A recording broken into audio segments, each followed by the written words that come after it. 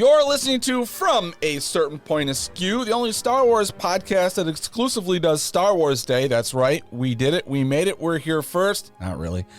Matt wrote 13 stories for this episode. Ew. Yeah. No. And they're all amazing. He actually got a publishing deal from Lucasfilm, so this will be his last episode. Well, I got that other podcast too, so don't forget that. That's right. I am Jason the Angry Ginger Jedi Guy. I'm inside the Wookiee Poo Studios. On the mic, the new published author, Darth Matthews. Happy Star Wars Podcast Day. Oops. What's that they say about what the road to hell is paved with? Well, we did record this episode on Star Wars Podcast Day on February 7th and had every intention of getting the episode out that night to make the date. Then we ran into a series of snags with schedule conflicts and voice actor illness and Audacity crashes and just life in general that pushed us nearly 3 weeks out. So apologies that this is so late, and big apologies to Daniel and the Star Wars Podcast Day folks for not making the deadline. We'll be back with a vengeance next year. We're still going to call this our Star Wars Podcast Day episode, so it is what it is. With that said, back to the podcast. For those who don't know, or for those who do, today is the 26th anniversary of the first ever podcast episode of a Star Wars podcast. It was called Jedi Talk, I guess. Oh. Which I believe is now a different show. So those guys might be getting some play because of that. I don't know. 26 years ago, the host of that show is probably dead. Oh, God, I hope not. Unless it was like, an early adopter kid in their basement, like, hello, welcome to Star Wars Talk. Even if it was like a 25-year-old, they're 50 now. That's not out of the realm of possibilities, Jay. That's true. That's between you and I. Come on. Yeah, so I think there's like 60 plus other shows who are participating in this, so that's great. I think this might be is this our fourth year? Maybe it's our third year. I can't remember. I think it's our third. Okay, so we've been doing it for a bit. We have. But yeah, I mean, if you've not heard our show before, welcome, fuckers. Yeah. Oh, I love that. My name is Matt, aka Darth Matthews. I'm old as fuck and an original trilogy, kind of fan. Although I do like all Star Wars. I live in Oregon. Met Jay about 10 years ago now. Yes, this year is 10 years ago. It was 2015, September 2015 we met. 2015, we met on that Star Wars dating app called And we've started this show in 2020, so we're coming up on 5 years this year. I think in August. Yeah, that's crazy. Is our 5-year anniversary. And really, we started this because we've been podcasting a long time, and this show started off on the 7 Days of Geek as us just covering The Mandalorian. Yeah. Which was 6 years ago? Was a year before? Right? I think it was even earlier. We did that could be, yeah. Did a few of those. Yeah, Jay's in Michigan, and we've only ever hung out one time in person, but we do a show every week. Yep. Yeah, here we are for your listening experience. Yeah, we like to say we're kind of a casual Star Wars show. We used to say we have 40% Star Wars knowledge. We like to think because of the show 60%. We got up to 60. Then I hear other shows sometimes and I go, no, 40 is probably right. 40 is probably about right. I was giving us a little bit of credit, but I mean, all in all, yeah, we're probably about 20. That's a good point. Like we're the blanket podcast. Like we know like surface level stuff. Right. Just enough to get you, if you're listening to the show, to be like, that's not right. What are you guys talking about?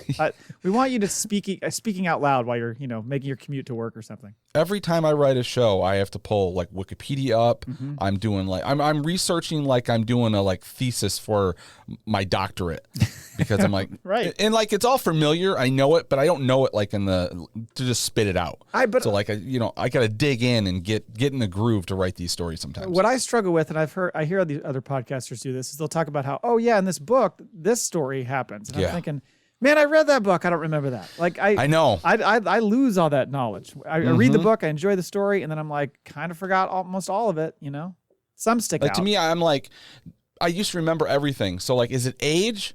Or do I have to question, do I really give a shit? Because like it's in and out. But I don't feel that way, but it's weird. Well, it's pretty dense. All these stories and all these characters and all these worlds. Some people have that shit. They know it like the back of their hand. I think you got to do like Brian Hour. Shout out to him. Been a long time listener of our show since day one.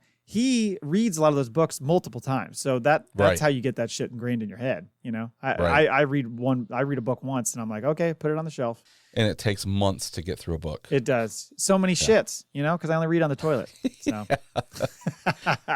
more details about our show. You can find us at FromACertainPointOfSkew.com. We're on Twitter, Threads, Blue Sky, at FACPAPod. And you can email the show, FACPAPod@gmail.com. And you can also leave us voicemails, which we love. 678-FACPA77. That's 322-7277.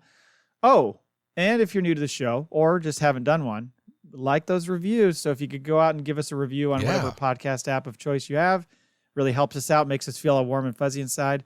So please go do that. And share the show. Like if you're on the socials, because we just told you where we are. So when you follow us and friend us and communicate with us, when you're listening to the episode, boop, share the show. Boop. That's right. Speaking of the show, what's on the show today? We've got a few things here. Question of the week. Ryan Gosling, Jedi, Imperial Scoundrel, Other. In the news, 2 things. New Jedi Order writer. No, for real this time. We've got a writer. Star Wars Galactic Starcruiser Corporate Park. Yep. They decided to do something with that, and we're going to get into that. We've got 2 FACPA stories for the Star Wars Day. This would be Volume 3. First story is Glerb, and then I wrote a little fun one called A Night at Max's. We got the Maul Bag, 2 emails, and FACPA Answering Machine. We've got 1 voicemail. So we got a full show. We do. Question of the week. I said, with all these Ryan Gosling rumors, what kind of role do you want to see him play in Star Wars? A known character, a new character, good, bad, indifferent. Got a lot of answers. Ro from the Scarif Scuttlebutt podcast. Go check them out. This is one of the reasons that I am a proponent of hiring unknowns for big franchises like Star Wars. I don't want to be in the theater ever thinking, oh, look, it's Tom Cruise as a Jedi. Now, I get what he's saying, and Star Wars has done a very good job of this over the years of kind of bringing in lesser known talent so that you're immediately you associate them with that role. But it's not like they haven't ever brought in somebody bigger. I mean, Sam Jackson. People like to act like Ewan McGregor was a total nobody before he came into Star Wars, and he'd done Train Spotting. He had done some other stuff. You know, people sort of knew Natalie Portman. People knew Liam Neeson. Obviously, people knew Alec Guinness. He was a fucking big actor when he came to Star Wars.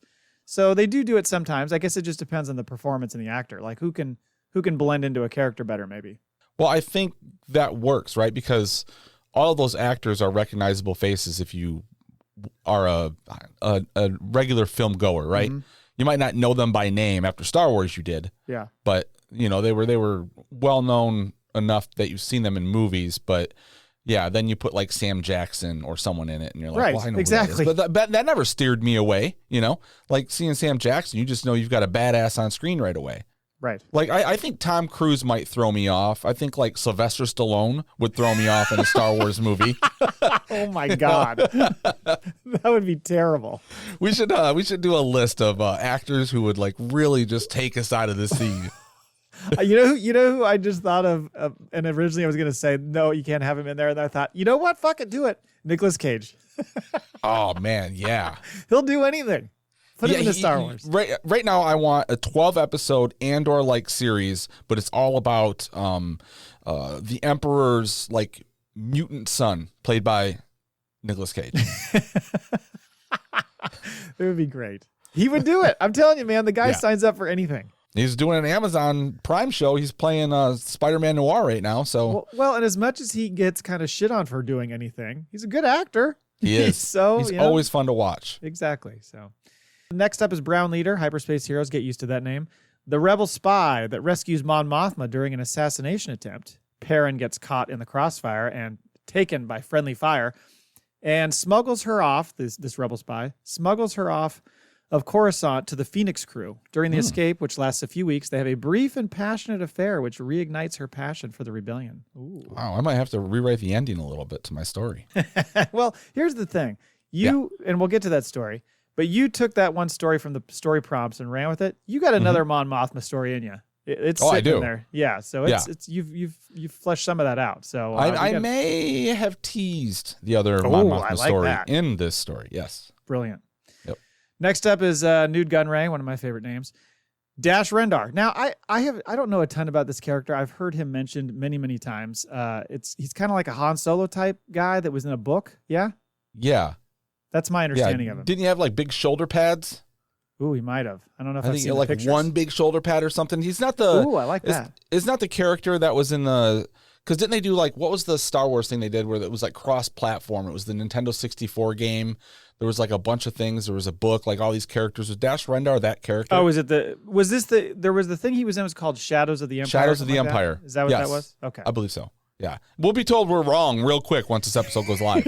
I mean, why Google it when we have our listeners who... We need our own corrections episode. We need a producer. Yeah, well, I think we just need like a 5-minute corrections episode that comes out every week, like midweek. Maybe that could be our segment on the show from now on. Corrections? We'll take like all of the listener corrections and like you'll read them, and by the end, I will be so furious that they'll never listen again. You know what? Then why do you even bother listening to us? And then I have to cut that part out and use AI for you to say, thank you so much for your input. You know how many times I should go back and listen to a show because we'll be recording, and whenever I see you go, I'm like, well, he's cutting that out. There's times where I'll sit there and go, how does that play? And I'll play it again. I'm like, I don't think he wants that out there. I do. If I say it, I want it out there, especially if it's uncomfortable. Yeah, true. Next up, Max Rebo. I can see him playing a Kaiser Sose type character. The whole movie, he seems like just a pretty face / harmless lackey, and in the finale, we find out he's the true villain that Rey has to fight. You know, when I look at Ryan Gosling, I can see a lot of things. Mastermind, behind the scenes, no, I don't see him playing intelligent. Oh. Do you? Wow. I think he could play that. I feel like he is all over the board. I get what you're saying. He's more of kind of a... He's an everyday man. Actions bigger than words kind of guy. And like, you know, but at the same time, I don't know. I feel like he's got a lot of versatility. Although he was good in the Big Short. So I'll give him that. Right. Oh, God damn, that movie was funny. That whole scene. Yeah, it was. The blocks. Mm-hmm. The best part about that scene is his assistant, who's just like, fucking A. He's like, shut up. That's right. He's always yelling at him. Yeah. See, I think that's where I'm struggling with him in this movie. I think he's a perfect actor to put into this, but I struggle with what type of character because he's grown on me over the last few years because he really seems to have found his groove where his comedic timing is pretty astonishing, actually. Yeah, was it the other guys or whatever that was? The other guys is where, it really started to show up. The nice guys or the other guys? The nice guys. Other guys was the Will Ferrell one, wasn't it? Right, yeah. The nice guys was great, but I mean, you've got Shane West scripting that and directing. But I mean, even he was great in Barbie. He was great. I didn't really care for the Fall Guy movie.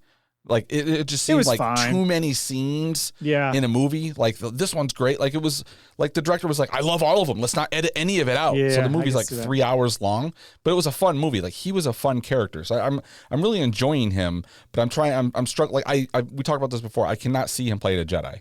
No, he can do brooding pretty well. So I would say some character like that is good. But yeah, I mean, but also the kind of sarcastic guy. Like he can totally do the Han Solo type character. Yes, I see that. So. Yep. He's got to have a cape.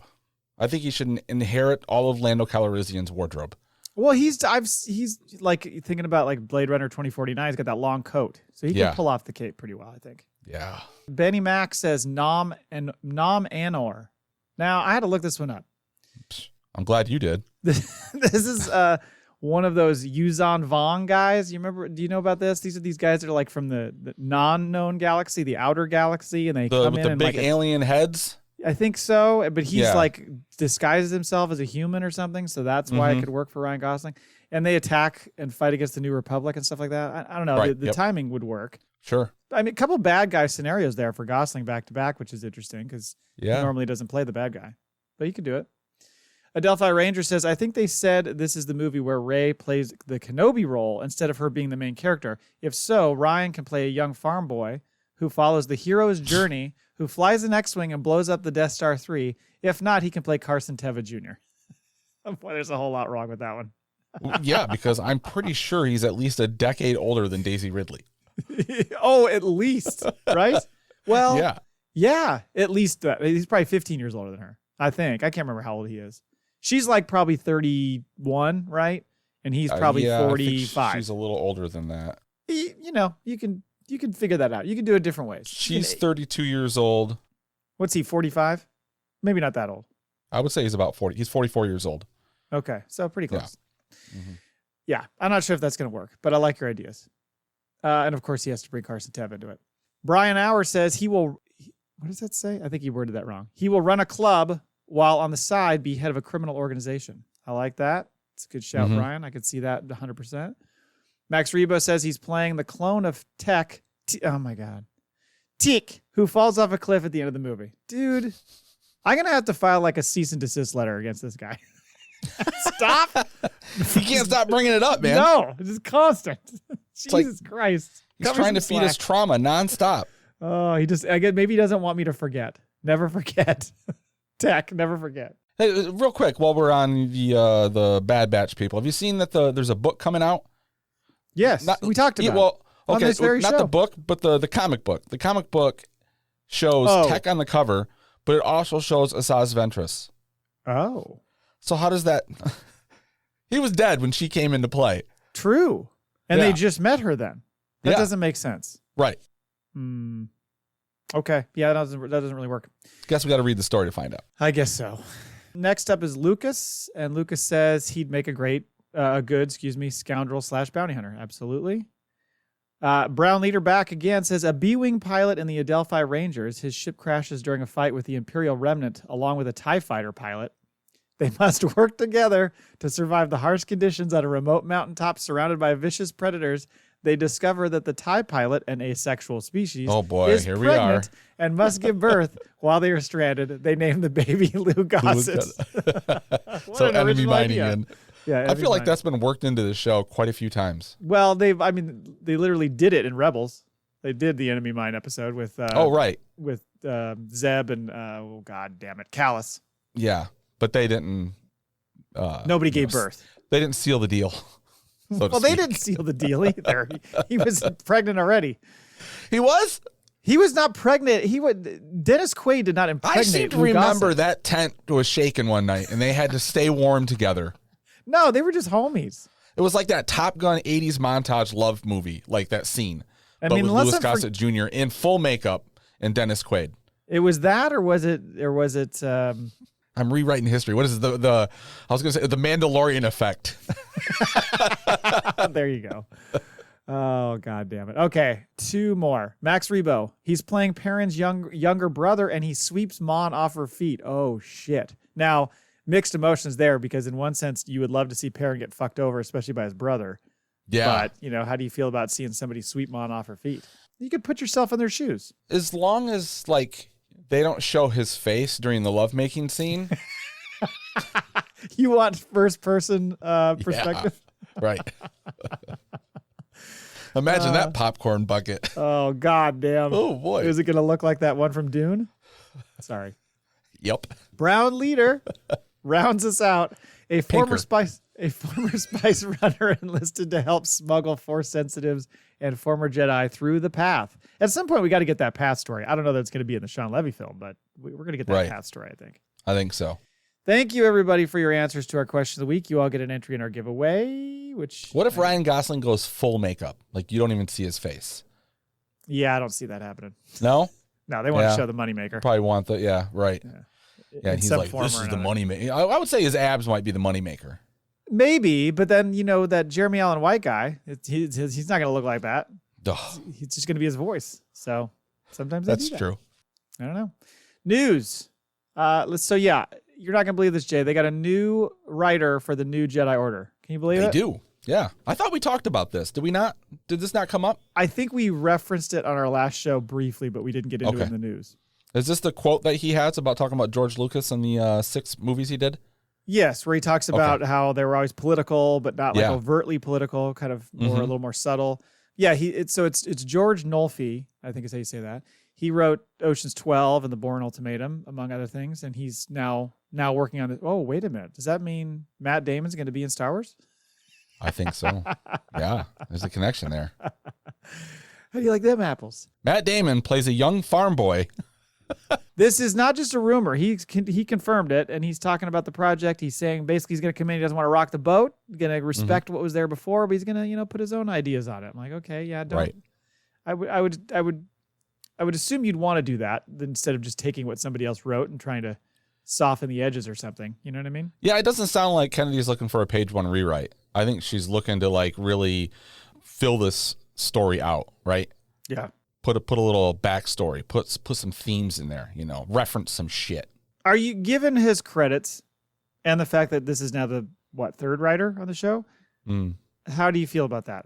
Does that make you like, well, at least they got somebody and they're moving, or is it like, God damn it, when is this thing ever going to really get moving because of the fact that they keep switching? It's tricky because when you start adding writers, usually the movie goes downhill, but there's been some great movies that have had a ton of writers on it too. What was it like? Casablanca had like, 6 or 7 screenwriters on that movie? Yeah. I didn't know that. And throughout the years, you've had that. But usually when you start getting writers attached and shit gets mixed, or like when they start doing, I think that what's going to work with this is they're not in production, right? They're pre-production, but they're not already shooting and they got a writer throwing stuff in there, because then you get a movie and you're editing it and you're like, well, shit, we shot this scene on, with script number 5 and we ended with script 17. Right. This doesn't match, and we still got to put the movie together. So yeah, that's a fair point. Had they started filming already, this would be a hot mess. Right. Yeah. Good point. Do you think every time this happens, Obai Chinoy is like, I'm still director, right? I think she has not woken up not in cold sweats in a year and a half. Kathleen? Just checking in. I saw. And every time she sees Bryce Dallas Howard associated with Star Wars, right, she doesn't shit for a week. Yeah. Bryce, you get your own project. This is mine. Mm-hmm. Oh man. So that's it for that. And then the other story was just, this is gonna be tough for Christina, or your buddy Christina, because she is the biggest Star Wars Galactic Starcruiser fan that I know. Mm-hmm. It closed almost 2 years ago. That fucking thing closed. Can you believe that? That's crazy. That's crazy. It's been that long so far. We were hoping that it was going to come back in some fashion, like move it into some sort of, attraction in the park. Because frankly, Galaxy's Edge could use a little bit more. As cool as it is and as awesome as it is to go there. Right. There's not a ton of things. There's 2 rides. There's making droids and making sabers, and then the cantina. But otherwise, it's kind of, you're just in the place, kind of walking around, watching characters. I wonder if the distance in the, you basically just have to have shuttles running back and forth. And what you say, it was like a 5-minute kind of like shuttle ride you were on, 5-10 minute. Is it that far? I thought it was like right there. I don't know. Okay. I thought it was like just outside that space. Because if they're using it as like a corporate office, it seems like it's further away from the area. And I really think that they could have just let everyone go through it. Put up shops in that thing. Like, do both. If you want a room, rent the rooms out. But you could pay to do a day there, or the events, or take part in. There's a way they could have made more money. I think you could do it smaller scale. We talked about this before. Like, figure out a way to do it smaller scale, but don't get rid of it. Mm-hmm. I do like to think about the fact that if it's being converted like this to an office, I hope they keep everything as it is. So you got a private office, you got like a little bunk bed in your private office. They got the cantina or whatever, and the dinner lounge, and that's now like the employee cafeteria, and there's no windows in the whole fucking place. Can't look out. Oh, where do you work? It's kind of weird. It's a little disorienting because I never know if it's day or night or anything. I feel like I'm in a casino. It's cost effective for them not to remodel the place, right? Just all they have to do is buy desks. Yeah, right. Just cubes. Yep. I just thought about that. Of course, they wouldn't do this because Disney's so kid-oriented, but God, they could have turned that thing into a fucking casino. Now, that would have been something. That would have been nice. There's your adult space. Right. I don't know. Just saying. Just thinking about it. Once again, Disney, Lucasfilm. Maybe put a strip club in there. You just have to call us. Right. We are ideas guys. Right. Oh, man. All right. That's it for news. Now to the FACPA story. So this is a tradition we've been building for, well, I guess just since last year, right? It was the first volume just last year on Star Wars Podcast Day, I believe? Yeah, I believe it was, yeah. And then the second volume was on Star Wars Day in May. And this is just kind of our little askew take on, from a certain point of view, book stories, little short stories about characters and different things you wouldn't see off screen, but familiar. So yeah, Volume 1 was fun because we had Rural Farm Boy. Boy, that's tough to say. Yeah. I just get choked up. Was that the one where he did the intros? I wrote all the intros for him? Yeah, he did all the transitions, and he gradually got drunker and drunker because he was drinking spotchka the whole time and his rocking chair. I remember when I put that all together and you text me, you go, Is that him, or did you put in a rocking chair sound effect? Yeah. Well, because it was so funny, because it would be like he'd say 3 sentences, and then it'd go. Yeah. And he really leaned into the drunken thing. Oh, yeah, he did. By the end of it, you couldn't understand a damn word. I think he died after he did this. Well, I'm worried about him. We need proof of life. Right. You know? Miss you, RFB. Anyway, Volume 2 was kind of more like a TV remote changing channel style, and you had, Grant read a bunch of stuff, and yeah, that was a lot of fun as well. Was that the one with the Mace Windu story? Yep, the Mace Windu Second one AI. was? Yeah. That was very good. And so, yeah, this one, a little bit slapped together. Mm-hmm. We only have a couple stories. It snuck this up time. on us. Yeah, it happened too quick, or we just couldn't pull it together or whatever. But we do have 2 stories, so we'll get into those. So, Jay, you wrote one, and then we got a listener submission. Right. Which I tried to dress up a little bit. So let's start with the listener submission. This is called Glerb from Adelphi Rangers.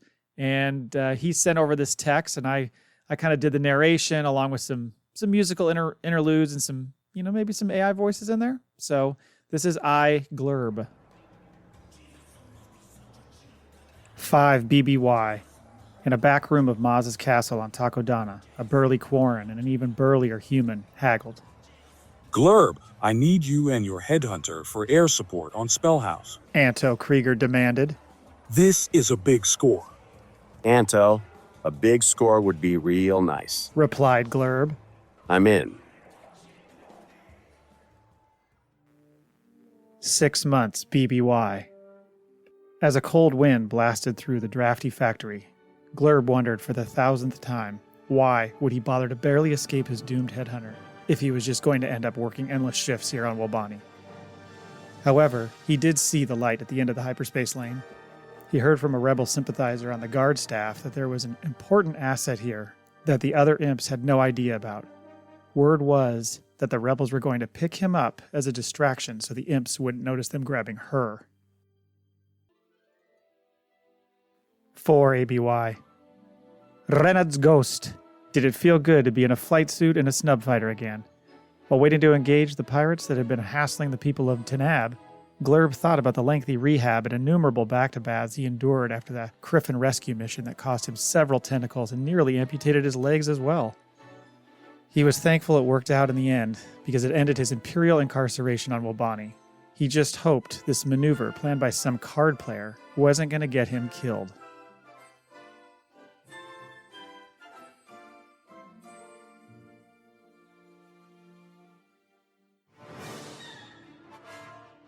"5 ABY. While waiting for his navicomputer to come online, Glerb contemplated his good fortune. Assigned to an A-Wing squadron on Home 1. This is the happiest Glerb had ever been, even if he had to serve a filthy Mon Cal. If he was honest with himself, the fish weren't too bad, and species didn't really matter anyway. We're all rebels, and after this battle on Jakku, hopefully he could take a much-needed vacation.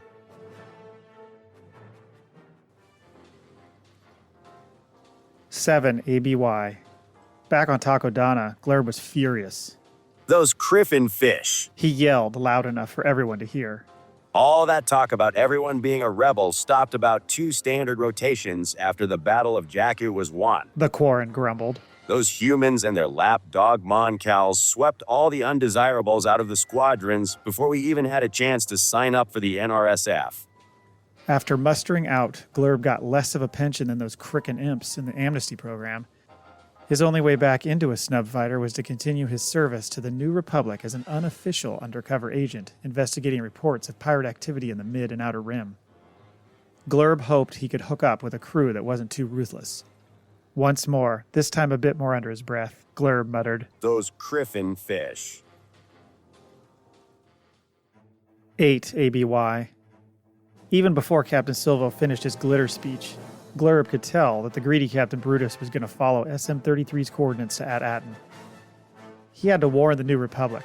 When the gas giant came into view, it looked like a death trap, and Glerb had no idea how to get the word out. When Brutus asked for a volunteer to fly through the nebula, Glerb knew this was his chance. All he had to do was get far enough away from the frigate, and he could reach out to his contact in the Adelphi Rangers, who would help him put these pirates out of commission for good. Glerb fired up the engines of his snub fighter and dashed out of the frigate, trained on the nebula ahead. He opened up his comms to Captain Brutus. Ravager 1. Ready, Captain.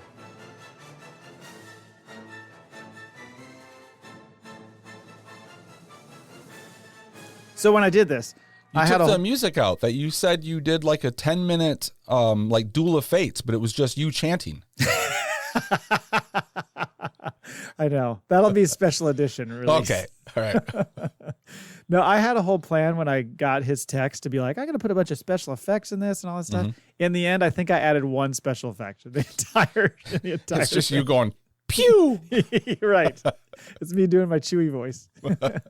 High production value on this one. You know, I miss that. I can't wait till we get to Andor and maybe you'll start bringing back the voices. The voices, I can start. Yeah, you haven't done that in a while. Yeah, it's been a while. And by the way, a side note on this is as I was reading it and recording it, I realized that Adelphi Rangers kept switching it and calling Glerb Blurg. And I think I'm assuming that was by accident. So I fixed them all to Glerb, but he reversed it and called it Blurg instead of Glerb. Oh, Okay. That's funny. Got to me. Anyway, thank you, Adelphi Rangers. Great story. Appreciate it. Next up, we have your story. Now, this is interesting because it's called A Night at Max's. And you had put out, or we had mentioned on the show last week, I guess, or the one, whatever the one before. Say, give us a story prompt, and then we said, also give us the ending, and so that way you give us a box, and you got to work from the start to the finish. Yeah. And you took that chore on, as you do. I thought we were both taking it on. Well, I don't think so, because you're the writer of this group.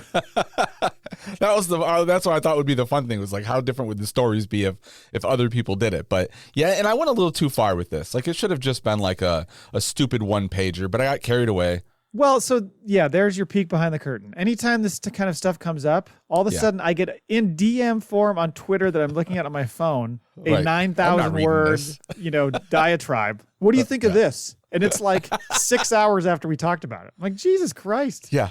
Your writing output is impressive. I had a really that was the day that I started it.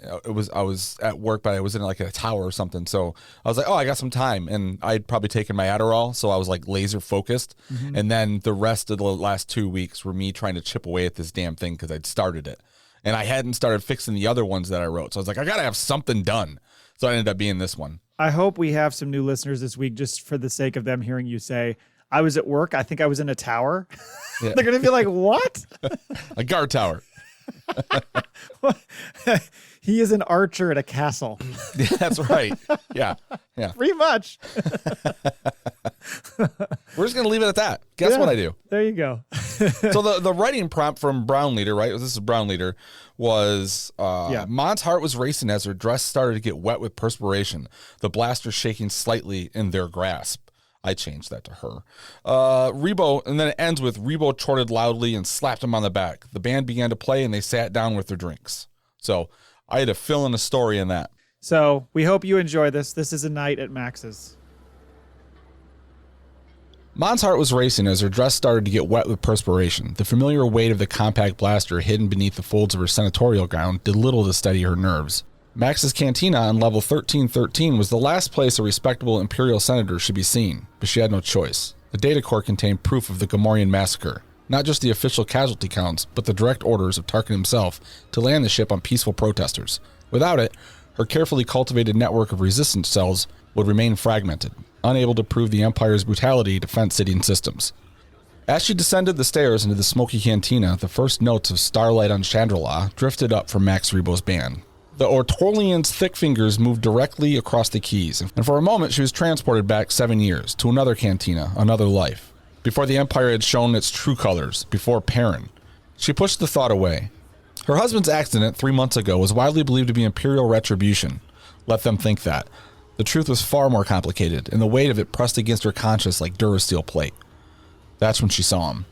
Jax Ryder stood behind the bar, apparently filling in for a regular bartender. He was breaking up a fight between a Rodian and a Devaronian with a characteristic mixture of charm and barely veiled threats. Ladies, you're both pretty. He drawled, casually revealing the blaster at his hip. But if you don't take this outside, I'm going to have to show you my party trick where I turn people into modern art. Fair warning, it involves a lot of red, and Max just had these floors cleaned. He hadn't changed. Same roguish grin, same dangerous grace in his movements, same copper red hair that caught the dim cantina lights like dying embers. Same ability to make her heart skip a beat, even after all this time. Even after Chandrila. after what she'd had to do. The Rhodian made a grab for Jax's collar. In one fluid motion, he caught the alien's wrist, twisted, and somehow it ended up holding both would-be combatants' blasters. Now, that's just rude. He tisk. And here I thought we were all friends. Tell you what, drinks are on me if you both criff off right now. Though fair warning, my generosity expires about as fast as a Hutt's patience with a tardy loan payment.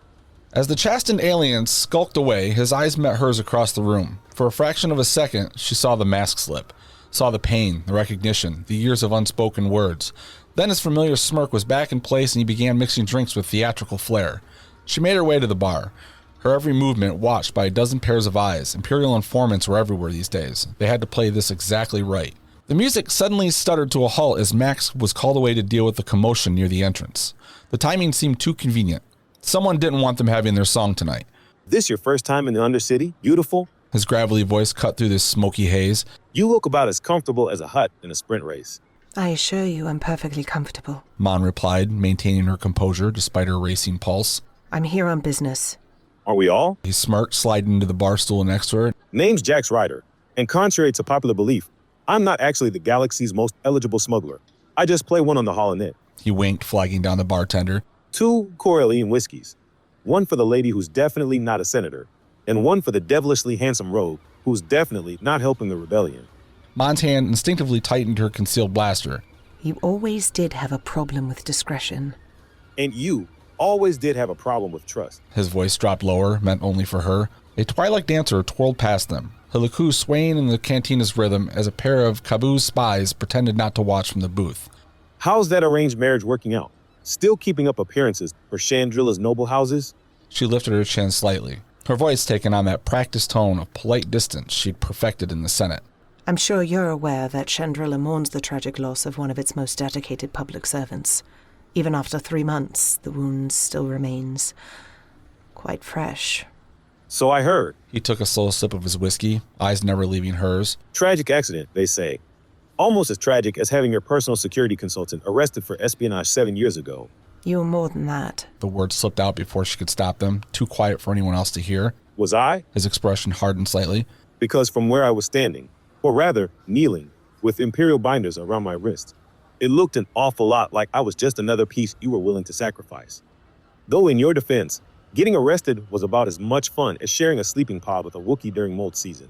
You don't know everything about that night.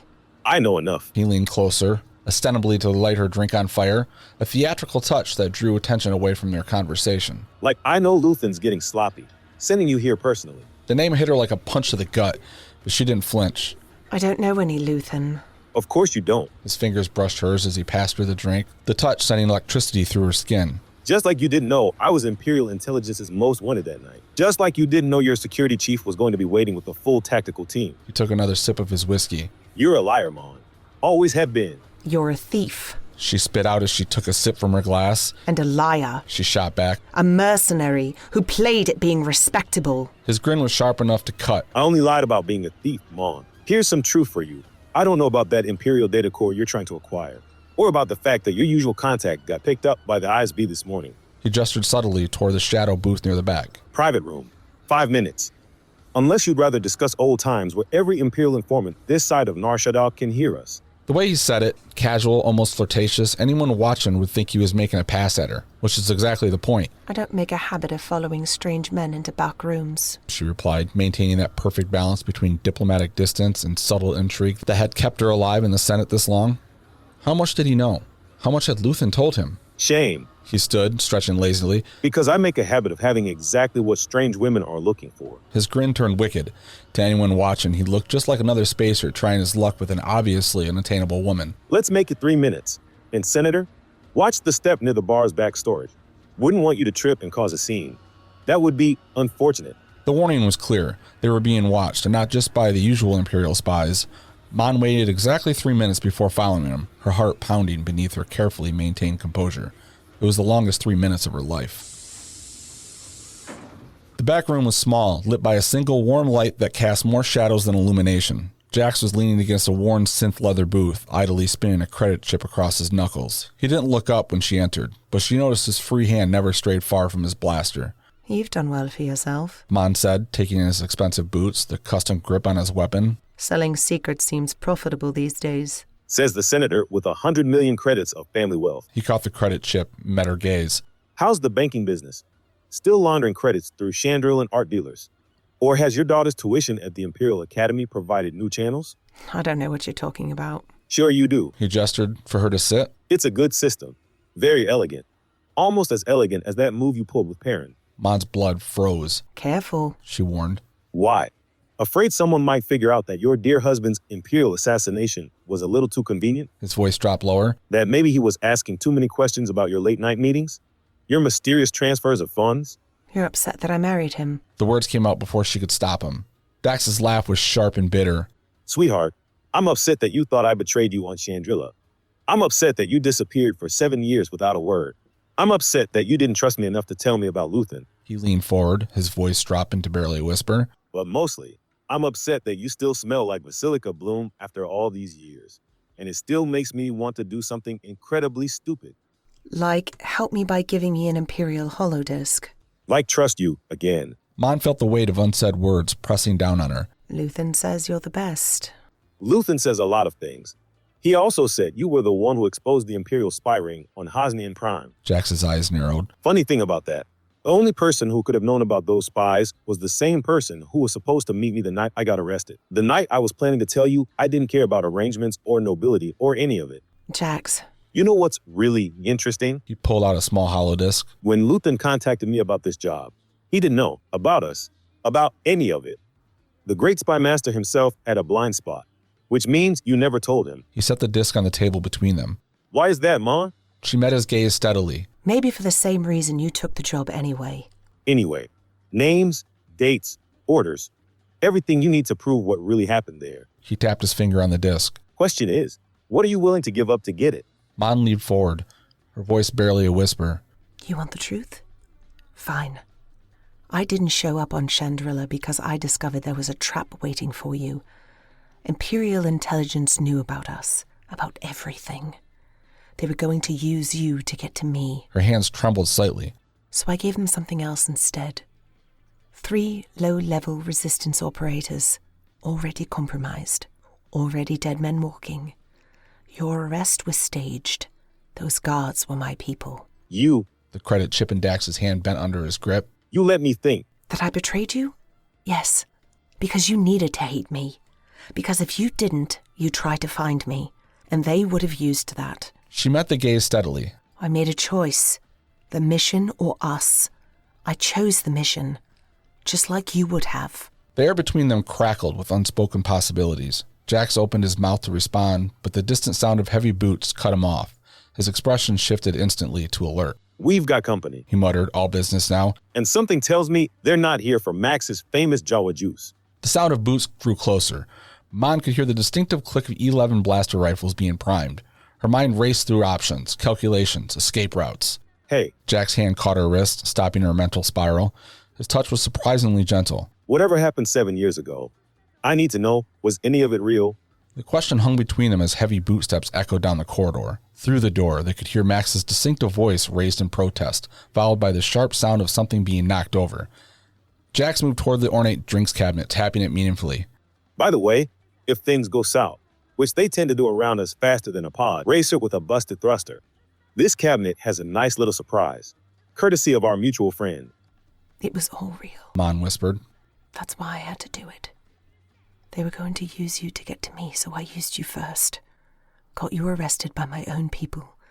Made sure you were transferred to a minimum security facility that just happened to have a resistance sympathetic guard roster. Her lips curved slightly. Why did you think your escape was so easy? Understanding dawned on his eyes, following quickly by something else. Before he could respond, the door burst open, flooding the room with harsh light and a distinctive whine of charging battle rifles. Imperial security. Hands where we can see them. Jax's grin was pure trouble as he reached for his blaster. Sorry, boys, but we're in the middle of something here. Could you come back in, never? The first shots came fast and wild. Jax kicked up the table as a shield, his other arm pulling Mon close to him as they dropped behind it. The familiar weight of him, the smell of leather and whiskey, sent her mind reeling back to countless diplomatic functions where he'd played her security, her stolen moments in the palace gardens, to that last night when she'd known she had to give him up to save him. 7 troopers, 2 ASB agents. He muttered, his breath warm against her neck. Just like that night at the Alderaan embassy. Except this time I'm wearing heels. Mon finished, already drawing her holdout blaster. Cover the left. just like old times. He squeezed her arm once more, rolling to the right, coming up firing. 2 precise shots dropped the lead trooper. Though usually when I get shot at with a beautiful woman, I at least get dinner first. As I recall, Mon put a bolt through an ISB agent's shoulder. Our last dinner was interrupted by that assassination attempt on the banking clan delegate. That wasn't my fault. He ducked under a barrage of return fire. The table was starting to smoke from repeated hits. How was I supposed to know his wife hired the bounty hunter? Because he was sleeping with her. Details. He spotted movement in his peripheral vision, a troop trying to flank them. Without looking, he reached back and squeezed off a shot. The trooper collapsed with a clatter of armor. Besides, that was before I knew about your arrangement with Perrin. My arranged marriage, you mean? She caught his eyes. The one where both parties were free to pursue their own interests as long as appearances were maintained? Now, she tells me. He took out another trooper? You know, that would have been useful information 7 years ago. Cabinet? She nodded, understanding immediately. On 3. 1. Mon was already moving, knowing he'd follow. They'd always been like that, anticipating each other's moves, working in perfect sync despite everything, or maybe because of everything. She reached the ornate drinks cabinet as Jack provided covering fire, his shots precise and measured. The hidden catch was exactly where he said. The panel slid back, revealing a narrow passage just as something rolled across the floor toward them. Thermal detonator. Jack dove forward, tackling her into the passage as the explosion rocked the room behind them. The heat washed over them as they tumbled together down the short incline, landing in an undignified heap in what appeared to be a maintenance tunnel. For a moment they lay there, hearts racing, bodies pressed together in the darkness. Mon could feel his pulse hammering against her palm where it rested on his chest. Well, he said softly, making no move to get up. This is cozy. We should go, she replied, but didn't move either. They'll be right behind us. Probably. His hand brushed a strand of hair from her face, fingertips lingering against her cheek. So about that whole free to pursue our own interests thing? The distant sound of boots on metal grating broke the moment.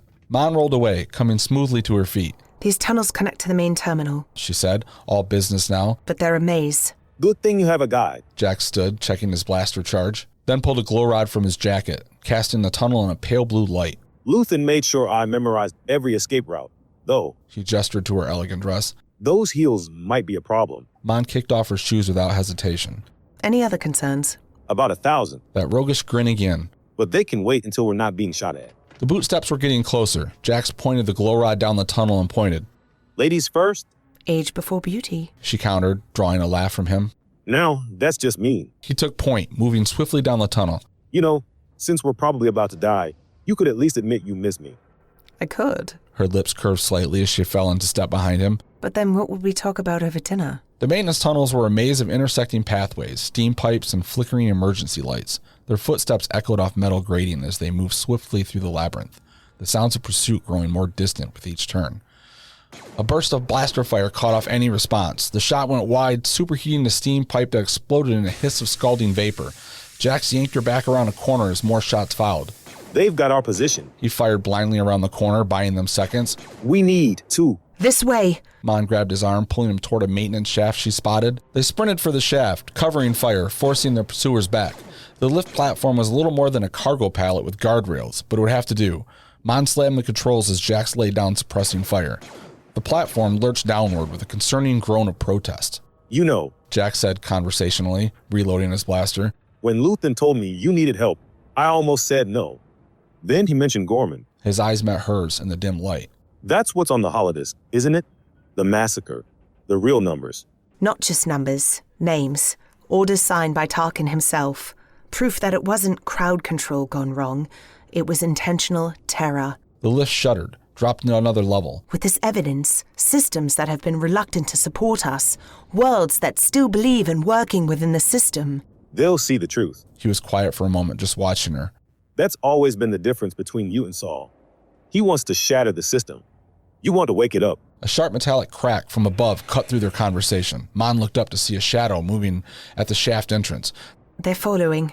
Of course they are. Jack studied the shaft walls. Think you can still do that trick with your dress? She was already gathering the fabric of the senatorial gown. Like you said, just like old times. Except this time. He drew a vibroblade and handed it to her. We're not dealing with corrupt militia. She took the blade, using it to slice away the lower half of her dress in one smooth motion. The expensive fabric fell away, leaving her legs free to move. These are Imperial troops. Right. His eyes lingered on the newly exposed legs a moment longer than strictly necessary. Much worse odds. I thought you liked bad odds. The sound of boots on metal was getting closer. Isn't that what you told me the first night at the Chandrillan Embassy? Right before you talked me into dancing? As I recall, you didn't need much convincing. He drew a second blaster, offering it to her. Though, your mother's face when she saw us was worth every credit. I lost betting on that pod racing circuit. Mon took the weapon, checking the charge. Their fingers brushed in exchange, and for a moment, neither of them moved. There were too many words hanging between them, too much history tangled up in a simple touch. Jax, She said softly. that night, when they arrested you, what were you really going to tell me? Another crack from above, closer this time. The moment broke. When we hit bottom, there's a maintenance corridor that leads to the main terminal. It'll be guarded. How many? If we're lucky, a dozen troopers. He grinned that familiar, reckless grin. If we're unlucky, well, we always did better when things got impossible. The lift platform groaned ominously as it approached the bottom level. Mon found herself studying his profile in the emergency lights, memorizing the new scars, the hints of gray at his temples that hadn't been there 7 years ago. Jax, Her voice was barely a whisper. Yeah? whatever you were going to say that night, I would have said yes. His response was lost in a hail of blaster fire from above. The lift platform rocked violently, cables screaming in protest. Sparks rained down as shots punctured the shaft walls. Time to go. Jax grabbed her arm as the platform gave a sickening lurch. They jumped together, rolling onto solid decking just as the lift's final cable snapped. The platform plummeted into darkness, taking the pursuer's line of sight with it. As they came up running, Jack's hand found hers in the darkness, and this time neither of them let go. They sprinted through the maintenance corridor, the sounds of pursuit echoing from multiple directions now. The Imperials were trying to cut off their escape routes, herding them through the main terminal. They're bracketing us. Mon said between breaths. They're trying to. Jax pulled her down a side passage. But they don't know about the old smuggling routes from before the Empire. The ones that aren't on any official maps. A blaster bolt sizzled past them, scorching the wall. They ducked into an alcove, returning fire in practice synchronization. We need a diversion, Mon said, checking her remaining charge. I've got an idea, He reached into his jacket and pulled out the vibroblade again. but you're not going to like it. Her eyes widened as she realized his plan. No. It's the only way. You have to get that holodisc to Luthen. He placed the blade across his palm. Besides, you've already had me arrested once. What's one more time? That was different. Was it though? He started marking a trail with his blood, leading his way from their position.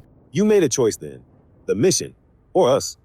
You chose right. His free hand cupped her cheek. Now it's my turn. The sound of approaching troops grew louder. Senator Mothma, She heard an Imperial officer call out. we know you're here. Surrender now, and perhaps the Emperor will show mercy.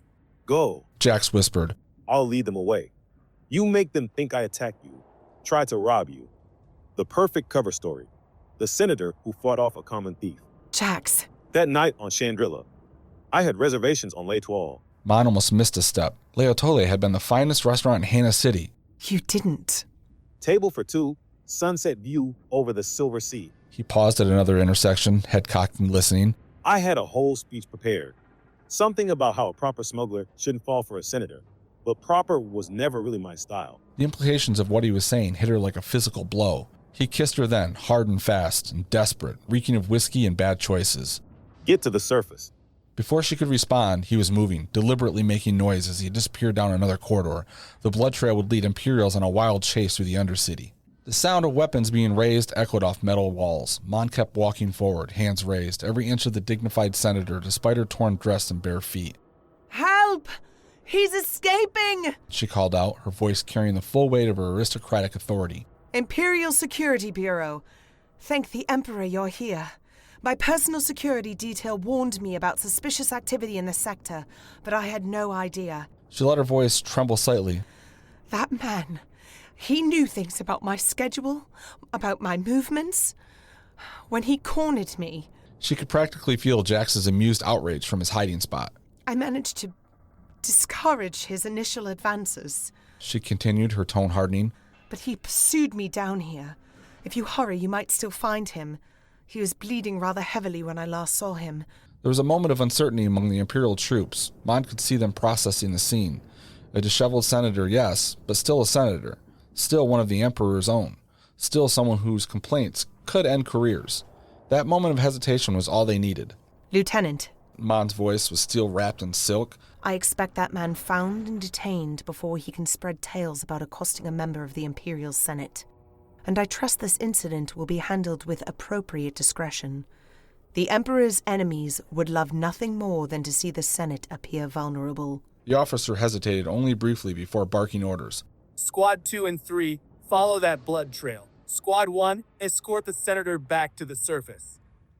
Ma'am, if you'll come with us. The Empire takes threats to its leadership very seriously.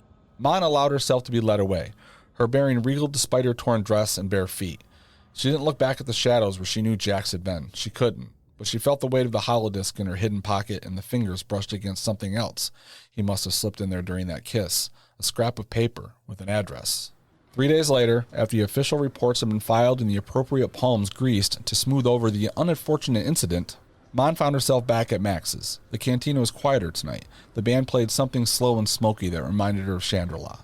She changed the codes on her personal security, added new layers of encryption to her communications, and made sure any trace of that night had been thoroughly buried. The holodisc contents were already making their way through carefully chosen channels, awakening doubts in systems that had been staunchly Imperial. The cause would continue, the rebellion would grow stronger. But that wasn't why she was here. Is this seat taken, Senator? A familiar voice drawled. No assassins or Imperial entanglements this time, I hope. She turned to find Jack sliding into the seat beside her, his hand bandaged but his grin as wicked as ever. He was dressed more formally than usual. She recognized the cut of his jacket as Carillion fashion, probably worth several months of smuggler's pay. Well, I suppose that depends on whether you plan on staying for dinner this time.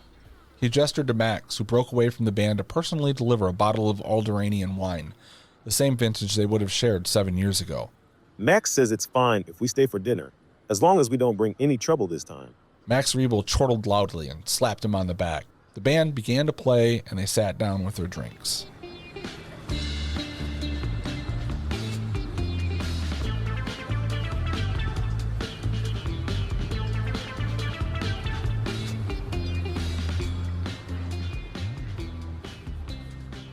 Okay.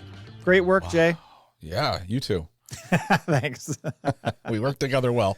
We do. And yeah, like we said, next time we'll build these stories up a little bit more in advance. We got a few other people that had expressed interest in writing stuff. They just needed a little more time. So we'll have a larger volume 4 with maybe some better production quality. We're getting a volume? Oh, well, fuck, that'd be great. God, now we're going to start making our By the own way, shit. I was watching, have you seen the show? It's on Showtime, I think, called The Agency. I haven't watched it yet. Michael Fassbender, Richard Gere? Yes, exactly. Yep. And it's good. I mean, I'm a sucker for any spy thing, so I'm just instantly in. It's got a lot of acolyte representation. Jodie Turner-Smith, a big character in that show. That's right. And somebody else. Who is it that show? Who else is the other person from Acolyte? Oh, the guy who played the senator for David Harewood. Is that his name? The guy who played the senator who was kind of given the business. At the end, the last episode? Yes, right. Okay. He's in it. Yeah. All right. It's good. It's so in it.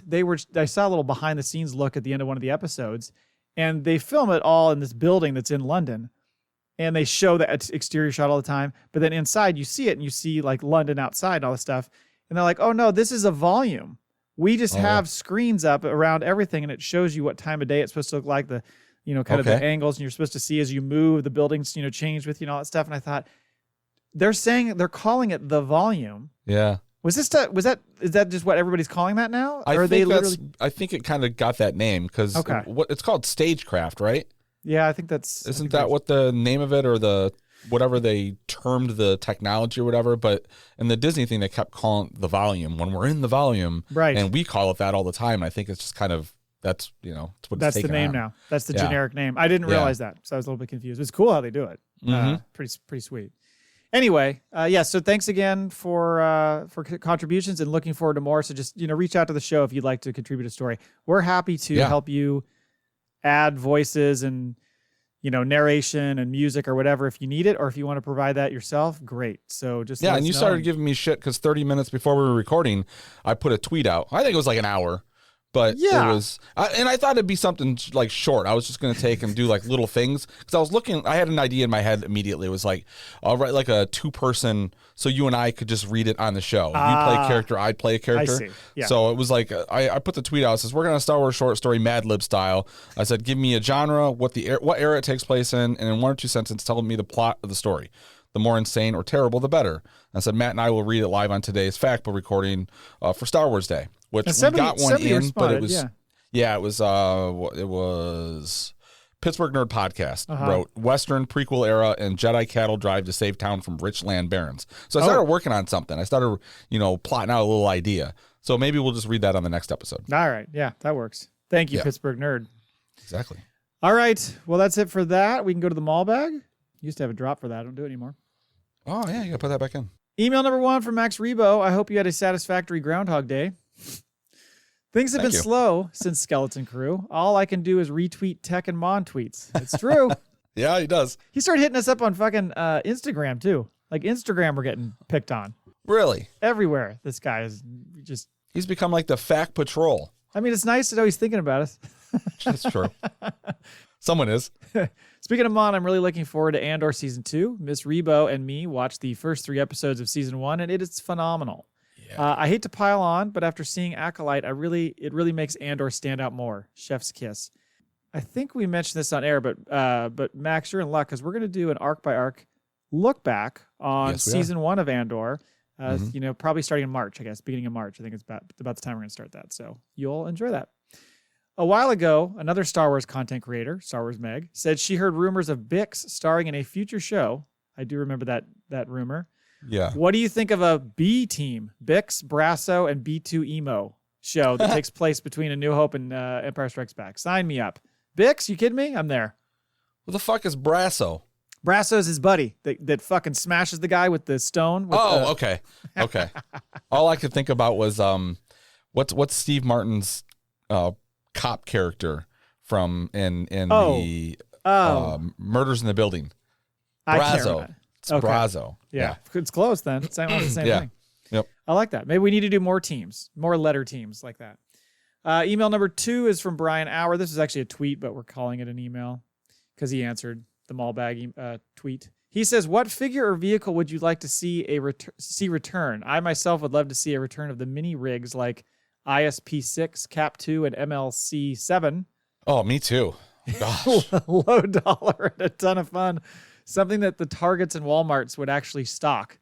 I'm having a tough time figuring out what these things are because I'm looking at them. Like one of them's Jabba's sail barge. Yep. One of them's one of those like Imperial shuttles. I'm not sure what some of these other ones are. Are these like Matchbox car size or are they bigger than that? Yeah, they look like that. These are they look almost like a Happy Meal toy. Kind of, they do, yeah. Yeah, what figure vehicle would I like to see come back? This is probably not what you're asking for, but I remember I had this Kenner toy that was from Empire Strikes Back, and I'm probably going to get this wrong because, your memory's fucked. I think it had the space where, like, Darth Vader, that little private chamber that Darth Vader used to beat off in or whatever, when Veers walked in on him. Okay. Sorry, sir. Did you finish? You mean like the metal egg-shaped cocoon thing that would pop up? Yeah, okay. I think that was in it, and then I think the other side of it. You remember how they'd have sets sometimes where it was like 2 different scenes, but on opposite sides, that it would be one whole piece? And I think the other side was like where Luke gets his arm chopped off, but I might be wrong. I might be conflating. Sounds like a Micro Machine thing or something. Yeah, but they were bigger. They were because they were the size for like the 3.5 or 3 whatever. Oh, really? 3 3/4 inch figures. Yeah. So I don't know. That's what it's funny how you end up with certain things like that. Like you think back as a child and go, that's the set I got. Like, how did I get that set? Right. Why did I get the fucking Millennium Falcon? Well, it was expensive. That's probably why. Right. Yeah. You were rich if you had the Millennium Falcon. I didn't have, we talked about this before, I didn't have very many Star Wars toys. At least not I had a bunch of the characters, but I didn't have any of the sets or the vehicles or anything like that. So I don't really have like. You were so poor. I'm just kidding. Well, I was. Grew up a poor. What is that, Steve Martin? Oh God, I was raised a poor black child. Yeah.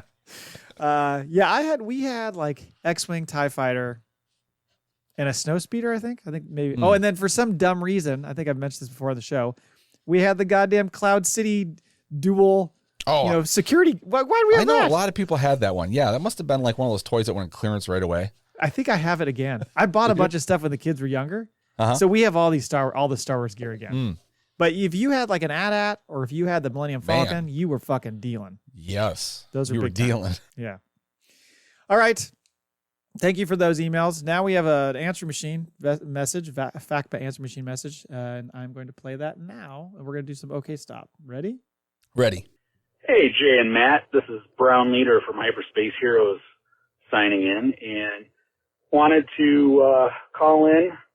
Since there's no question of the week to give snarky answers to this there week, was. thought I would call in. What are you talking about? It was the question of the fortnight, I guess, because we didn't do an episode last week. Oh, sorry. okay, fair enough. I was saying, because didn't you give us 3 freaking answers? Exactly, yeah. And maybe tone down the snarkiness a little bit. But greetings from Hoth, otherwise known as Northern Michigan. Tell me. And happy Star Wars Podcast Day. Wanted to just compliment you guys. You guys are doing your 3rd edition from a certain point of skew, and I think that is just absolutely great. My apologies for not getting a story in this round. Life has been busy, very, very busy up here, and feels like I barely have enough time to get our own weekly live stream done Thursday nights at 8 p.m. Eastern. I love the plug. Thursday nights, 8 p.m. Eastern. Also, like, I seem to remember several images of him, like, battling with his snowblower or something. Oh, did And, like, he wanted a show to listen to, and he was upset that he had to go snowblow. Oh, yes, of course. But he didn't have a show to listen to from us, yeah. Right. Yeah, he did have a show. He had a story in the works. I think he had a couple. I think there was one he was going to write from the last time we did volume 2. And then I remember on their show, he mentioned something about it. I think he was going to do some other idea, but yeah. So looking forward to what he plugging away. Yep. And so it's been a struggle to jump back on to getting Furball Squad developed. But as long as you guys are going to continue to do these, I would absolutely do my best to buckle down and start working on that for some. All I have in my head is, what was the movie they made? It looked like $100 million action movie, but it was made with fucking hamsters. Oh God. It's like G-Force or something. I don't know that that's what he's going for here, but I like your idea. I think he's. Oh no, we got a little bit more. Future episode. I did send in a writing prompt or a story prompt. Yep. Hopefully you got that. But yeah, just love these stories that you guys are doing. Love that it's becoming a thing now. And yeah, just keep it up. I enjoy hearing you guys on a regular basis. So with that, one other thing. I think we should all band together and petition Lucasfilm for a new animated series. Agreed. The Tales of Mon Mothma. Oh. But the caveat is it has to be done in the same animation style as Heavy Metal. So I'll just let that one sit there. And with that, this is Brown Leader signing off. And that's no moon. What's that's how they end every show. That's no moon. What's the Heavy Metal style? Do you know that? It's like, it was like, it was a violent, almost anime style, I think. Not like super animated, but like, what was it? It was like mid 80s, late 80s. Okay. When they made I don't remember that at all. No? Mm-mm. I think John Candy does a voice of one of the characters. Well, they're not going to get him back. No, Sorry. no. Sorry, John. And his family. John Candy woos Mothma. Where's there talk of a possible anime Star Wars project? I'll be honest, I'd struggle with the anime a little bit. Have you ever seen those shorts, those videos where like the TIE fighters? Yeah, the TIE fighters, and the pilot gets in. It looks like Voltron or some shit, but like better animation, faster. Like I'll send it to you. There's like 3 or 4 of them. They're like these little shorts, these battles and stuff. Yeah, the only anime, and I've mentioned this before, I think on the show too, is the only anime that I ever really watched was the show Robotech back in the 80s. Yeah, like that. And it was funny because my brother would always say, the funny thing about anime is there's always a lot of like, there's always a lot of like physical guttural reactions to things that are happening in the plot. Right. It cracks me up. Thank you for that, Brown Leader, and thank you for your writing prompt, and we look forward to what story you're going to send us next time. Laugh it up, fuzzballs. We have spoken.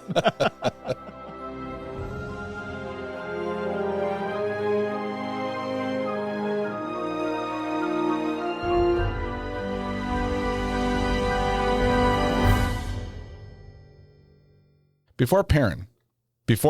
She, motherfucker. See? And it begins. Should we just start that one over?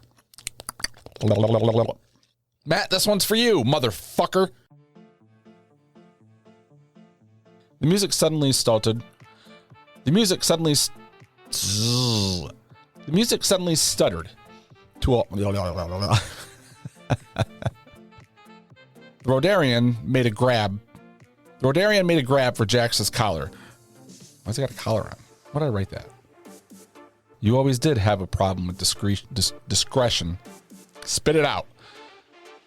First time in the Undercity, beautiful? He gravelly voice. Motherfucker, I hate myself. I almost don't want to send any of this. They'll get better, I promise. A Twilight Dancer swirled past them. Helikus, get it out! Because from where I was standing, or rather, kneeling on the Imperial binders, or kneeling. How do people do this, like, perfectly the first time? Maybe that's just my imagination. To anyone watching, he looked just like another spacer, trying his luck with motherfucker. Why? Afraid someone might figure out that you're Bob? Why? Afraid might. You know, for someone that writes words, you'd think I'd be able to read them. You're a thief, she spit out. You're a thief, she spit out. She took a sip. She spit out as she took a sip. Matt, you're going to read this in a fucking minute. The heat washed over them as they tumbled together down the... The heat washed over them as they tumbled together down the short incline. Motherfuck me. Age before beauty, she countered, drawing a laugh from him. Should I try a British accent? But mostly, I'm upset that you still smell like Okay, this one I had to look up, and I still don't know how to say it. Vasilika? Vasilaka. But mostly, I'm upset you still smell like Vasilaka bloom. That doesn't sound right. Vasilika. How do you say that? Vasilika bloom. Though your mother's face was... when she saw... God. Jax? Her voice was barely a whisper. Try that again. Jax. Her voice is barely a whisper. Yeah? I love how he's louder. Yeah?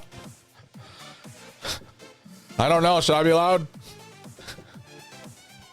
We're in a tunnel. There's gunfire. Why are you whispering? Jesus Christ. Okay, no more mistakes after this right here.